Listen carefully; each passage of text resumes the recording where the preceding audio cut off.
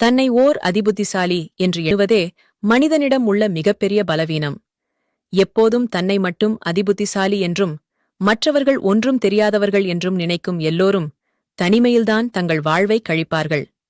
அவர்களுடன் சேர்ந்திருக்கவோ அல்லது அவர்களுடன் பேசுவதற்கோ கூட யாரும் விரும்ப மாட்டார்கள். யார் விலகினாலும் நம் இயல்பு மாறாதவரை நமக்கு எந்த இழப்பும் இருக்காது. மற்றவர்களுக்காக நம் இயல்பை மாற்றிக்கொண்டே இருந்தால் கடைசி வரை நமக்கு நிம்மதியே இருக்காது. எதுவும் இல்லாமல் பிறந்து எல்லாம் வேண்டுமென அலைந்து எதுவும் நிரந்தரமில்லை என்பதை அறிந்து ஒரு நாள் உலகை விட்டு யாருக்கும் சொல்லாமல் செல்வதுதான் நாம் வாழும் இந்த உலக வாழ்க்கை. இதில் எதற்காக மற்றவர்களோடு மன சஞ்சலங்களும் சச்சரவுகளும் இருக்கும் வரை எல்லோரிடமும் அன்பை மட்டும் பகிர்ந்து கொள்ளுங்கள். நாம் விதைப்பதை மட்டும்தான் அறுவடை செய்யப் போகிறோம். அப்படியிருக்க அவை ஏன் நல்ல எண்ணங்களாக இருக்கக்கூடாது? உங்கள் எண்ணப்படியேதான் உங்கள் வாழ்க்கையே அமையப் போகிறது.